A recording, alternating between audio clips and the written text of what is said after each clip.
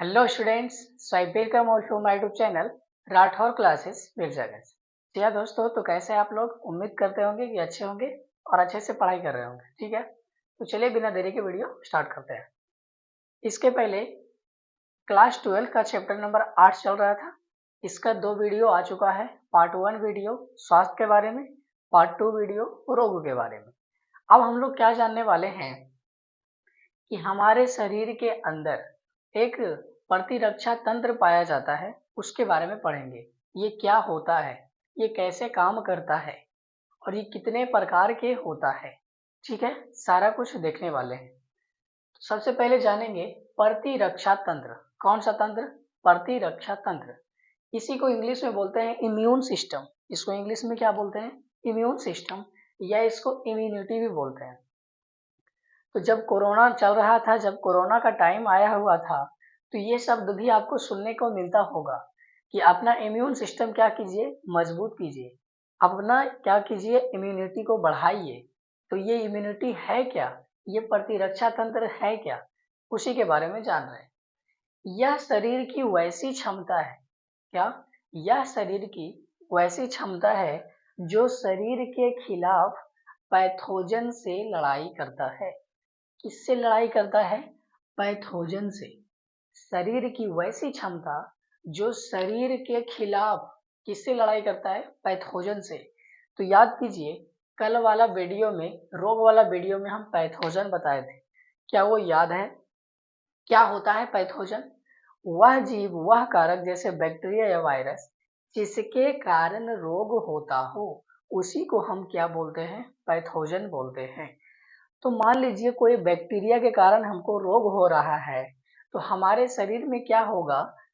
शरीर के खिलाफ किससे लड़ाई करेगा? पैथोजन से।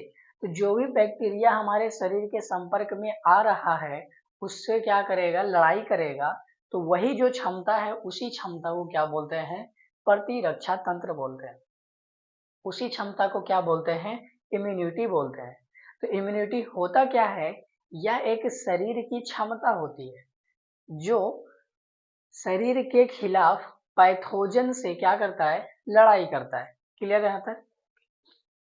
आगे देखिए, यह हमारे स्वास्थ्य को बनाए रखता है। प्रतिरक्षा तंत्र क्या करता है? यह हमारे स्वास्थ्य को बनाए रखता है। और इसके 2 प्रकार होते हैं। प्रतिरक्षा तंत्र के कितने प्रकार होते हैं? 2 प्रकार। पहला है सहज प्रतिरक्षा तंत्र और दूसरा है उपार्जित प्रतिरक्षा तंत्र। पहला है सहज प्रतिरक्षा तंत्र और दूसरा क्या है? उपार्जित प्रतिरक्षा तंत्र। तो पहला देखिए, सहज प्रतिरक्षा तंत्र देखते हैं, उसके बाद क्या पढ़ेंगे? उपार्जित प्रतिरक्षा तंत्र। ठीक है, तो सबसे पहले सहज प्रतिरक्षा तंत्र क्या होता है? वैसा प्रतिरक्षा तंत्र जो जन्म के समय से ही मौजूद हो। फिर से, वैसा प्रतिरक्षा तंत्र जो जन्म के समय से ही मौजूद होता है, उसे क्या कहते हैं? उसे क्या कहते हैं? बोलिए आप लोग। सहज प्रतिरक्षा तंत्र। प्रतिरक्षा तंत्र 2 प्रकार के, एक सहज और एक उपार्जित। तो सहज प्रतिरक्षा तंत्र क्या होता है? जो जन्म के समय से ही मौजूद होता है। वैसा प्रतिरक्षा तंत्र जो जन्म के समय से ही मौजूद होता है, उसे सहज प्रतिरक्षा तंत्र कहते हैं। क्लियर है? यह हमारे शरीर में बाह्य कारक के प्रवेश के सामने अवरोध उत्पन्न करता है। यह हमारे शरीर में क्या करता है? बाह्य कारक के प्रवेश के सामने अवरोध उत्पन्न करता है। अब ये अवरोध क्या है? जैसे आप लोग रोड पे जाते होंगे तो बैरियर दिखता है क्या? पुलिस जो लगाया रहता है लोहा का बैरियर, रोकने वाला, गाड़ी रोकने वाला। जी हाँ, उसको अवरोधक बोलते हैं या रोध बोल सकते हैं, उसको बैरियर बोलते हैं। ठीक है, तो हमारे शरीर में भी बैरियर है क्या? जी हाँ, हमारे शरीर में भी बैरियर है। कैसे? यह हमारे शरीर में बाह्य कारक के प्रवेश के क्या करता है? उसको रोकता है। बाह्य प्रवेश के सामने क्या करता है? अवरोध उत्पन्न करता है, रोकता है उसको। कैसे? ये जो हमारे शरीर के ऊपर त्वचा है, अगर ये त्वचा नहीं होता तो क्या वायरस यहाँ से डायरेक्ट अंदर नहीं प्रवेश कर जाता? बिल्कुल कर जाता। लेकिन ये जो त्वचा है, ये त्वचा क्या काम कर रहा है? अवरोध काम कर रहा है। किसके लिए? बाह्य कारक के प्रवेश के सामने अवरोध उत्पन्न कर रहा है। तो ये त्वचा हमारा क्या हो गया? एक प्रतिरक्षा तंत्र के जैसा ही काम कर रहा है। ठीक है, देखिए यह हमारे शरीर में बाह्य कारक के प्रवेश के सामने क्या करता है, अवरोध उत्पन्न करता है। इसके अंतर्गत 4 प्रकार के रोध आते हैं। ये जो प्रतिरक्षा तंत्र है, सहज प्रतिरक्षा तंत्र, इसके अंतर्गत कितने अवरोध आते हैं, 4 प्रकार के। पहला है शारीरिक अवरोध, दूसरा है कायिक, ठीक है, तीसरा है कोशिकीय और चौथा है साइटोकाइन। पहला है शारीरिक रोध, दूसरा है कायिक रोध, तीसरा है कोशिकीय रोध और चौथा है साइटोकाइन रोध।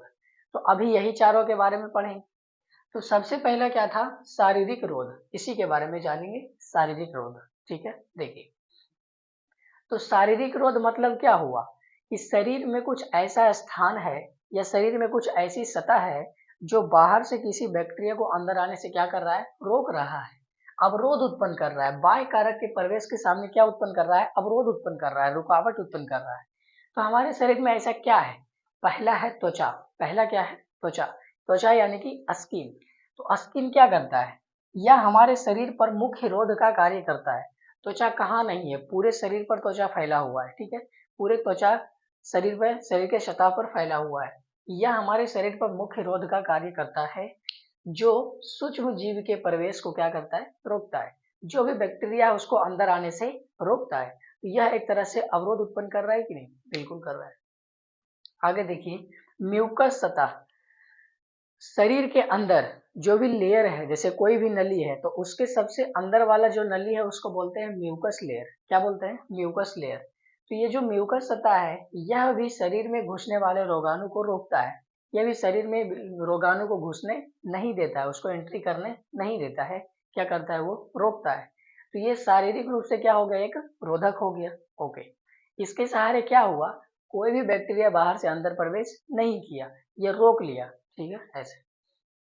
आगे देखिए, पहला रोध क्या हो गया, खत्म। क्या गो था, 4 गो, शारीरिक, कायिक, कोशिकीय और साइटोकाइन। तो शारीरिक रोध खत्म हो गया। अब क्या जानेंगे, कायिक रोध। कौन सा रोध, कायिक रोध। ये कायिक रोध क्या होता है, देखिए हमारे मुख में क्या पाया जाता है, लार। हमारे मुख में क्या पाया जाता है, लार। तो क्या लार भी कुछ काम करता है रोध का, क्या, देखिए ये भी काम करता है। तो लार, अगर आप 11th में पढ़े होंगे तो उसमें बताया गया होगा कि लार में पाया जाता है कि एंजाइम, उसको बोलते हैं लाइसोजाइम। उस एंजाइम का नाम क्या है, लाइसोजाइम। लार में कौन सा एंजाइम पाया जाता है, लाइसोजाइम नामक एंजाइम पाया जाता है। और इसका काम क्या है, ये बैक्टीरिया के कोशिका भित्ति को नष्ट करता है। किसके कोशिका भित्ति को, बैक्टीरिया के कोशिका भित्ति को नष्ट करता है। यानी कि बोले तो सीधा सीधी बैक्टीरिया को क्या कर देता है, मार देता है। तो जब हम भोजन खाते हैं तो भोजन में कुछ ना कुछ बैक्टीरिया आ ही जाते होंगे, सूक्ष्म जीव आ ही जाते होंगे। ठीक है, तो वो जब हमारे मुख में आता है, भोजन जब हम मुख में लेते हैं तो उसको चबाते हैं तो लार भी मिक्स होता है। और लार मिक्स होता है तो लार में कौन सा एंजाइम है, लाइसोजाइम। और इसका काम क्या है कि जो भी बैक्टीरिया है उसको मार देना। जो भी भोजन में बैक्टीरिया मिला है उसको क्या कर देना, मार देना। ठीक है, क्लियर है, ओके। इसी प्रकार हमारे आंख में आंसू होते हैं। तो आंख में आंसू होते हैं ना, इसमें भी एक एंजाइम पाया जाता है, उसके वजह से यहाँ पर जो भी बैक्टीरिया होता है सारा वो मर जाता है। ठीक है, आगे देखिए, अमाशय में अम्ल। अमाशय बोले तो पेट, अमाशय बोले तो पेट, जेनुमा आकृति पेट, उसमें क्या एक अम्ल पाया जाता है, हाँ अम्ल पाया जाता है। देखिए अमाशय में मौजूद HCl अम्ल, अमाशय में कौन सा अम्ल पाया जाता है, HCl। HCl का फुल फॉर्म हाइड्रोक्लोरिक अम्ल। इसका काम क्या है, ये भी क्या करता है, जीवाणुओं को नष्ट करता है। भोजन के साथ आए हुए बैक्टीरिया को क्या करता है, मारता है। ये आप लोग क्लास 10th में पढ़े होंगे, 11th में पढ़े होंगे। ठीक है, पाचन चैप्टर में। तो अमाशय में मौजूद जो हाइड्रोक्लोरिक अम्ल है उससे भी क्या कर रहा है, बैक्टीरिया को नष्ट कर रहा है। यानी कि इसका मतलब क्या हुआ कि सबसे पहले भोजन में जो भी बैक्टीरिया, छोटा मोटा बैक्टीरिया है, उसको कौन नष्ट कर दे रहा है, लार। पहले मुख में ही तो भोजन आएगा, तो लार छोटा मोटा बैक्टीरिया को नष्ट कर दिया। अगर इस लाइसोजाइम लार में जो पाया जा रहा है इससे बैक्टीरिया बड़ा निकला, मतलब इससे नहीं मर पाया, तो वो कहाँ चला जाएगा, हमारे पेट में चला जाएगा। तो पेट में चला जाएगा तो पेट में तो कोई ऑप्शन नहीं है भैया। क्यों? क्योंकि अमाशय में कौन सा अम्ल है, HCl अम्ल है, और इस अम्ल के कारण जीवाणु नष्ट हो जाता है। क्लियर आता है? ओके। तो सहज प्रतिरक्षा तंत्र के बारे में जान रहे हैं। इसके अंतर्गत 4 रोध आते हैं, एक शारीरिक रोध, दूसरा कायिक रोध, और तीसरा कोशिकीय रोध, और चौथा साइटोकाइन रोध। तो अभी कौन खत्म हो गया है, पहला और दूसरा खत्म हो गया है, शारीरिक रोध खत्म, कायिक रोध खत्म। अब क्या पढ़ना है, कोशिकीय रोध, उसके बाद साइटोकाइन रोध। तो फिलहाल इतना आप क्या कीजिए, नोट कीजिए। आगे हम बताएंगे कि कोशिकीय रोध क्या होता है और साइटोकाइन रोध क्या होता है।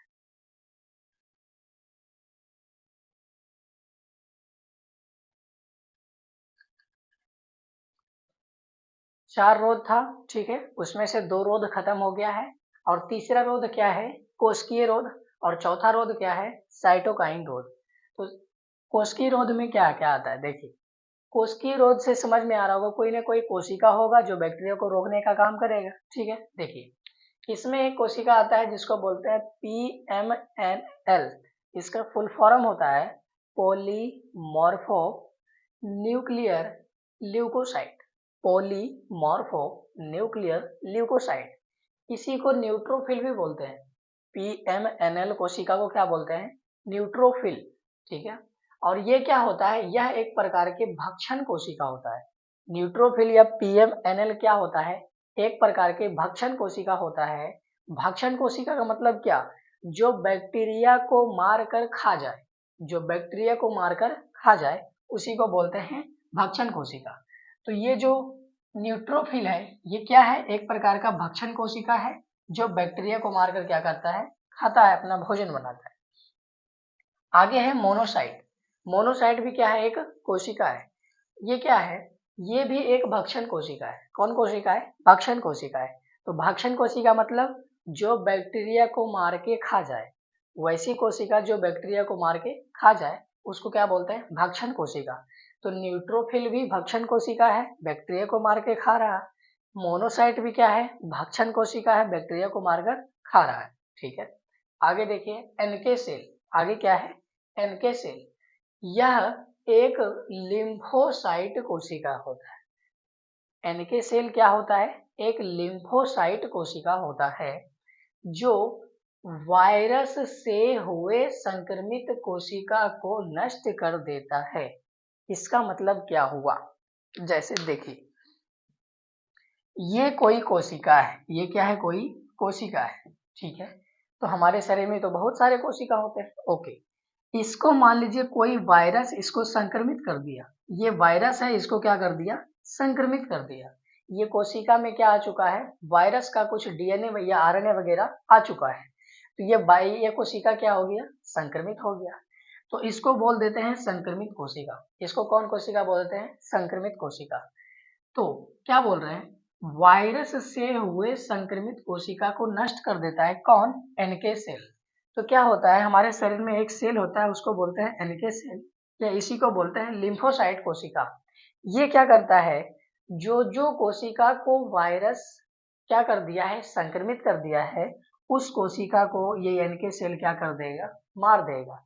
ये अच्छा चीज है कि खराब चीज है, अच्छा चीज है। जैसे हमारे शरीर में मान लीजिए 4 कोशिका को वायरस संक्रमित कर दिया, तो उसको कोई ना कोई खत्म करने वाला होना चाहिए, नहीं तो वो जल्दी से कोशिका विभाजन करेगा और बहुत सारे कोशिका को क्या कर देगा, संक्रमित कर देगा। तो ऐसे में पूरे शरीर में वो वायरस फैल जाएगा, तो ऐसे में उसकी मृत्यु हो जाएगी। इसीलिए जो भी सेल को वायरस संक्रमित किया है उसको कौन खत्म कर देता है, एनके सेल उसको नष्ट कर देता है। लिम्फोसाइट कोशिका होता है ये क्या करता है, उसको नष्ट कर देता है। क्लियर है?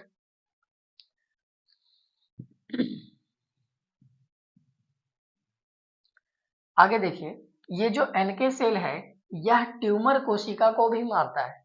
यह किसको नष्ट करता है, ट्यूमर कोशिका भी नष्ट करता है। अब ये नहीं समझ में आ रहा होगा कि ट्यूमर कोशिका क्या है, तो ये एक कैंसर जब पढ़ाएंगे ना, कैंसर रोग पढ़ाएंगे, तो उसमें ये ट्यूमर कोशिका वहाँ पे बताएंगे, ठीक है। तो इसके बारे में वहाँ डिस्कस होगा। तो ये ट्यूमर कोशिका को भी मारता है, ये याद रखना है। ओके, ये कोशिकीय रोध क्या हो गया, खत्म। आगे है साइटोकाइन रोध। आगे क्या है, साइटोकाइन रोध। ये क्या होता है, इसमें वायरस से संक्रमित कोशिका, कौन कोशिका, वायरस से संक्रमित कोशिका इंटरफेरॉन नामक प्रोटीन को स्रावित करता है। कौन सा प्रोटीन स्रावित करता है, इंटरफेरॉन नामक प्रोटीन स्रावित करता है। उससे होता क्या है, अपने पड़ोसी कोशिका को सुरक्षा मिलता है, उसके जो भी आसपास की पड़ोसी कोशिका है उसको क्या मिलता है, सुरक्षा मिलता है। तो साइटोकाइन रोध में क्या हुआ, वायरस से संक्रमित कोशिका, जैसे यहाँ पे बहुत सारा कोशिका बना देते हैं, ठीक है, बहुत सारा कोशिका बना दिया, ओके। तो क्या हुआ, उसमें से जो ये वाला कोशिका है इसको वायरस संक्रमित कर दिया, इसको वायरस क्या कर दिया, संक्रमित कर दिया। तो इसको हम कौन कोशिका बोलेंगे, वायरस से संक्रमित कोशिका बोलेंगे, ठीक है, ओके। तो अभी क्या बोले कि वायरस से संक्रमित कोशिका जैसे ही संक्रमित होता है ये एक प्रोटीन निकालता है, ये किसका स्रवण करता है, एक प्रोटीन का स्रवण करता है, और इस प्रोटीन को क्या बोलते हैं, इंटरफेरॉन। इस प्रोटीन को क्या बोलते हैं, इंटरफेरॉन, ठीक है। ये सब कोशिका नहीं निकालेगा इंटरफेरॉन, जो कोशिका संक्रमित हुआ है वो एक प्रोटीन स्रावित करेगा, कौन सा प्रोटीन, इंटरफेरॉन प्रोटीन, ठीक है। और जो भी प्रोटीन स्रावित किया तो आसपास के ये जो कोशिका है उसके चारों ओर घेर लेगा, उसको क्या करेगा, ये प्रोटीन उसको चारों ओर से घेर लेगा। ये देखिए जितना भी आसपास का कोशिका है उसको चारों ओर से क्या कर लेता है, ये घेर लेता है। कौन घेर लेता है, इंटरफेरॉन प्रोटीन। तो सबसे पहले क्या हुआ, कोशिका था, इसको वायरस संक्रमित किया, जैसे ही संक्रमित किया ये क्या निकाल दिया, इंटरफेरॉन प्रोटीन निकाल दिया। जैसे ही इंटरफेरॉन प्रोटीन निकाला तो क्या हुआ, अपने पड़ोसी कोशिका को ये सुरक्षा प्रदान किया, उसको घेर लिया उस प्रोटीन से, ताकि कोई भी वायरस अपने पड़ोसी कोशिका को भी नष्ट ना कर दे। सोचिए कितना सुरक्षा दे रहा है हमारा शरीर। एक कोशिका नष्ट हुआ, ठीक है, जैसे ही नष्ट हुआ वैसे ही क्या घेर लिया, इंटरफेरॉन प्रोटीन घेर लिया बाकी अड़ोस पड़ोस के कोशिका को, ताकि उसको भी कोई वायरस संक्रमित ना कर दे, ओके। तो यह क्या है, एक प्रकार का रोध ही तो है, वायरस को रोक ही तो रहा है, ओके। तो इस प्रकार से क्या हो गया, सहज प्रतिरक्षा तंत्र खत्म हो गया। तो प्रतिरक्षा तंत्र कितने प्रकार के, दो प्रकार के, एक सहज प्रतिरक्षा तंत्र और एक उपार्जित प्रतिरक्षा तंत्र। तो सहज प्रतिरक्षा तंत्र हमारा क्या हो चुका है, खत्म हो चुका है। अब दूसरा पढ़ेंगे किसके बारे में, उपार्जित प्रतिरक्षा तंत्र के बारे में। फिलहाल इसको भी नोट कीजिए, नहीं तो मिटा दिया जाएगा।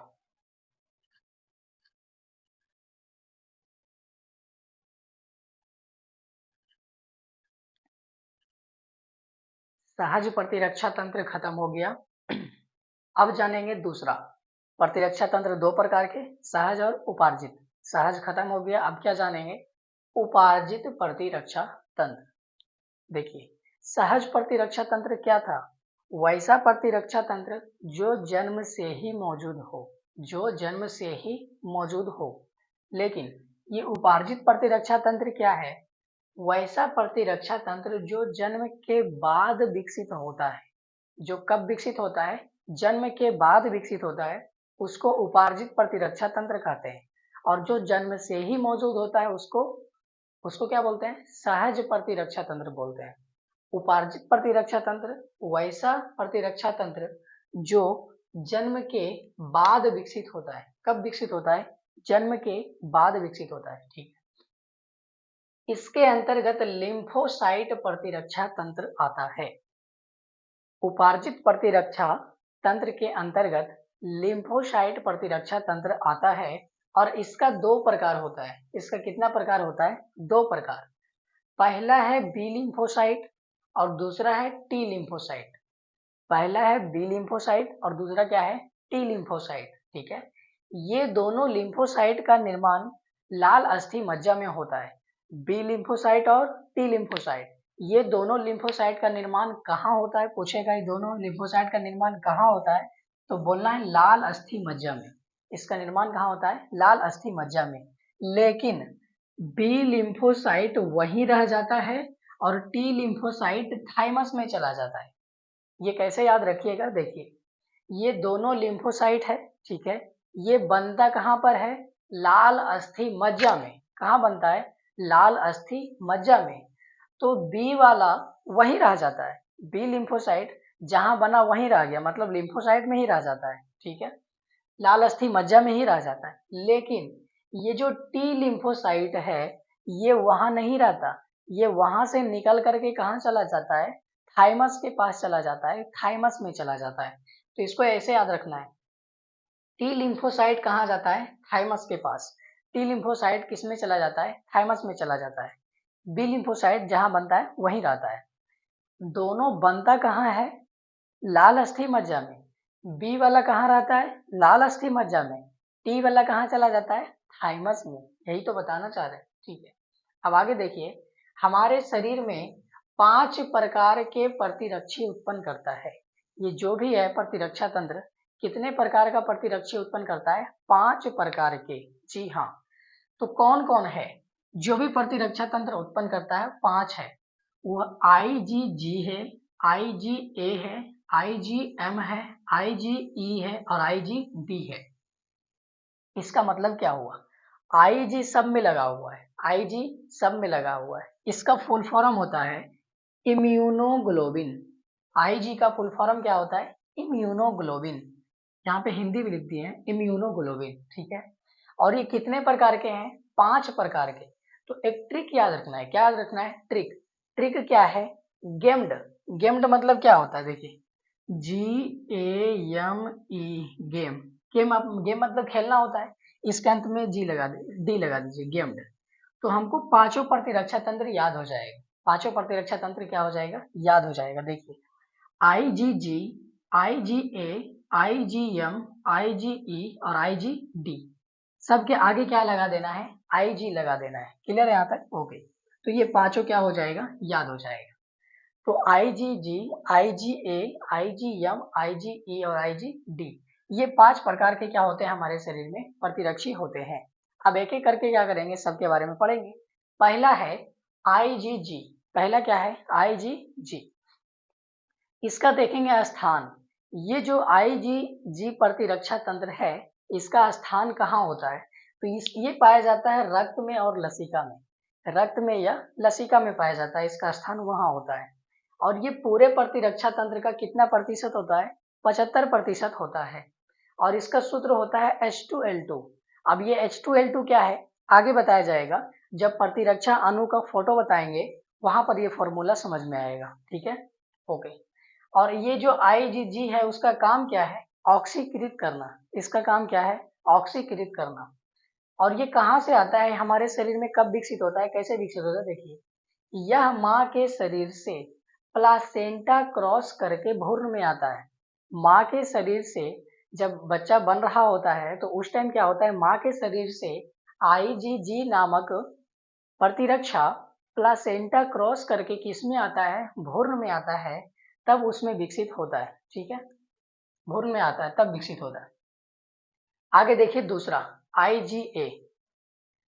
इसका स्थान क्या है? ये लार में पाया जाता है, आंसू में पाया जाता है, कोलेस्ट्रम में पाया जाता है, म्यूकस में पाया जाता है। ये सब जगह कौन पाया जाता है? IgA, ठीक है। ये ऑब्जेक्टिव में पूछता है, सारा कुछ याद करना है।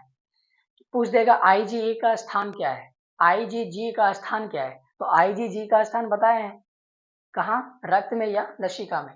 और IgA का स्थान लार, आंसू, कोलेस्ट्रम, म्यूकस इत्यादि, ठीक है। IgG कितना प्रतिशत था? 75%। IgA कितना है? 15%, ठीक है। इसमें 4 प्रतिजन जुड़ने का स्थल होता है। ये क्या है? IgA। IgA में कितना स्थल जुड़ने का होता है? 4 प्रतिजन स्थल जुड़ने का होता है। इसको भी आगे बताया जाएगा। तीसरा में है IgM। इसका स्थान होता है रक्त या लसिका में। इसका स्थान भी कहाँ होता है? रक्त या लसिका में। और ये कितना प्रतिशत होता है? 7%। इसमें 10 प्रतिजन जुड़ने का स्थल होता है। IgA में कितना प्रतिजन स्थल? 4 प्रतिजन स्थल। IgM में कितना प्रतिशत स्थल? 10 प्रतिजन स्थल, ठीक है, ओके। आगे देखिए, यह प्रतिरक्षा ज्यादा संक्रमण वाले स्थान पर जाता है। कौन? IgM। IgM कहाँ जाता है? सबसे ज्यादा संक्रमण वाले स्थान। हमारे शरीर में जहां पर भी ज्यादा संक्रमित हुआ है उस वाले स्थान पर कौन प्रतिरक्षा तंत्र पहुंचता है? IgM पहुंचता है।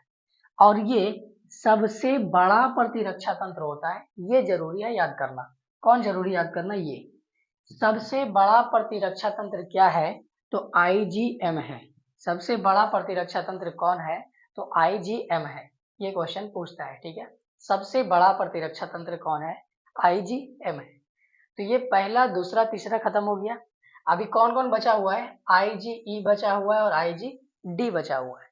तो फिलहाल इसको नोट कीजिए, उसके बाद जो दो को बचा हुआ है उसको बताएंगे।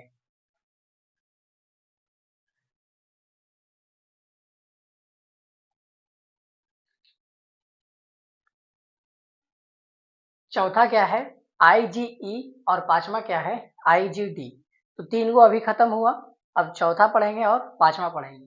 तो IgE कहाँ पाया जाता है? इसका स्थान क्या है? एलर्जी वाले स्थान में। कौन स्थान में? एलर्जी वाले स्थान में। तो IgE जो है, यह प्रतिरक्षा तंत्र एलर्जी वाले स्थान पर कार्य करता है या एलर्जी वाले रिएक्शन में भाग लेता है, ठीक है। तो जब भी एलर्जी बताएंगे तो वहां पर याद रखना है कौन सा प्रतिरक्षा तंत्र? IgE। ई से एलर्जी, ठीक है, ऐसे याद रखना है। तो एलर्जी वाले स्थान पर कौन प्रतिरक्षा तंत्र भाग लेगा? IgE। IgE याद रखना है। ये 1% से भी कम पाया जाता है और इसका फॉर्मूला H2L2 ही होता है, ठीक है। ये H2L2 क्या है, आगे जब फोटो बताएंगे तब बताया जाएगा। पांचवा है IgD। पांचवा क्या है? IgD। इसका स्थान बी लिम्फोसाइट के सतह पर। IgD का स्थान पूछ देगा तो क्या बोलना है? बी लिम्फोसाइट के सतह पर। और ये 1% लगभग पाया जाता है, ठीक है। इसका काम क्या है? यह बी सेल को सक्रिय बनाता है। कौन से कोशिका को? बी कोशिका को सक्रिय बनाता है, बी सेल को सक्रिय बनाता है। और ये जो भी बता रहे हैं सारा कुछ समझ में आएगा जब इसका डिटेल बताया जाएगा, जब इसका फोटो बताया जाएगा तब सारा कुछ समझ में आएगा, ठीक है। ये बी सेल को सक्रिय बनाता है, सक्रिय बनाना क्या होता है, ये क्यों होता है, सब आगे बताया जाएगा। तो फिलहाल अभी क्या बताए? प्रतिरक्षा तंत्र दो प्रकार के होता है, सहज प्रतिरक्षा तंत्र और उपार्जित प्रतिरक्षा तंत्र। सहज प्रतिरक्षा तंत्र जो जन्म से ही मौजूद हो और उपार्जित प्रतिरक्षा तंत्र जो जन्म के बाद विकसित हो।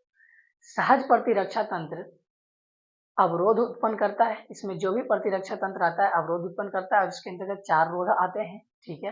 कौन कौन? शारीरिक हो गया, कायिकीय हो गया, कोशिकीय हो गया और साइटोकाइन हो गया। सारा रोध के बारे में जान गए, ठीक है। उसके बाद जाने उपार्जित प्रतिरक्षा तंत्र जो जन्म के बाद विकसित होता है। तो इसके अंतर्गत लिम्फोसाइट प्रतिरक्षा तंत्र आता है और ये दो प्रकार के होता है, बी लिम्फोसाइट और टी लिम्फोसाइट। ये दोनों का निर्माण कहाँ होता है? लाल अस्थि मज्जा में। लेकिन बी लिम्फोसाइट तो वहीं रह जाता है और टी लिम्फोसाइट कहाँ चला जाता है? थाइमस में चला जाता है। क्लियर यहाँ तक? ओके। और हमारे शरीर में यह कितने प्रकार के प्रतिरक्षी उत्पन्न करता है? 5 प्रकार के। कौन कौन? तो बोले थे याद रखने का ट्रिक क्या है? GAME, गेम हो गया और लास्ट में डी लगा देना है, गेम्ड। ये पांचों प्रकार के प्रतिरक्षा तंत्र हो गया। कैसे हो गया?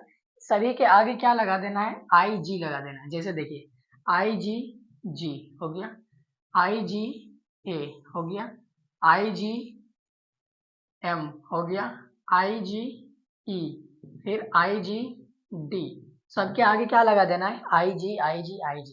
और ये भी बताए थे कि IG का फुल फॉर्म क्या होता है? इम्यूनोग्लोबिन होता है। क्या होता है? इम्यूनोग्लोबिन। तो सभी के बारे में जान गए कि इसका स्थान कहाँ होता है? रक्त या लसिका में।